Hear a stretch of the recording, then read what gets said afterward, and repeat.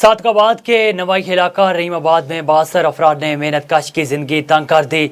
मेहनत कश बुजुर्ग का कहना था कि अराजी का मामला अदालत में चल रहा है, लेकिन 72 अफराद हमारे बच्चों को स्कूल नहीं जाने देते, हमारी ज़मीन पर हमें पानी भी नहीं लगाने दिया जा रहा। मुझ पर झूठा इल्ज़ाम लगाकर झूठे मुकदमात करवाए, जबकि मामला अदालत में ज़ेर समाअत है। इस पर रिपोर्ट करेंगे अब्दुल गफ्फार माहर।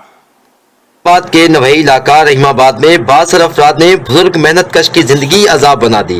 बुजुर्ग मेहनत कश हबीब और रहमान का कहना था कि 72 अफराद ने मेरे ऊपर झूठे मुकदमात करवाए और मुझ पर मेरे घर आकर हमला किया और मेरी टांग तोड़ दी। मुझ पर तशद्दुद भी किया गया, जबकि उनका हमारी जमीन से कोई लेना देना नहीं, लेकिन झूठे केस बनाकर हमें हरासा किया जा रहा है। हमारा घर से बाहर निकलना मुश्किल हो चुका है, ना ही हमारे बच्चे स्कूल जा सकते हैं और ना ही हम अपनी जमीनों पर पानी लगा सकते हैं। जुल्म छिंदा पे ना पानी चलावाने ना मोटर चलावाने राती जमीन मेरी अपनी इंतकाल मेरा अपना मोटर मेरी अपनी मेरे को जानी माली खतरा है। मेरे को कत्ल करे सन, मेरे बालों को मरे सन, मैं भी मदद की थी वने बंग थाने को, वजीर आजम पाकिस्तान को, वजीर आला पंजाब को, IG पंजाब को,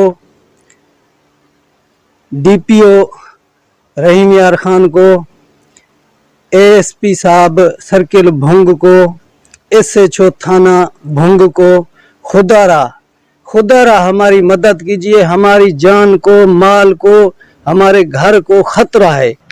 उनका कहना है कि हमारी हुकूमत वक्त IG पंजाब DPO रहीम यार खान से अपील है कि खुदारा हमें तोहफा देकर हमें इंसाफ फराहम किया जाए ताकि हम अपनी जिंदगी सुकून से गुजार सकें।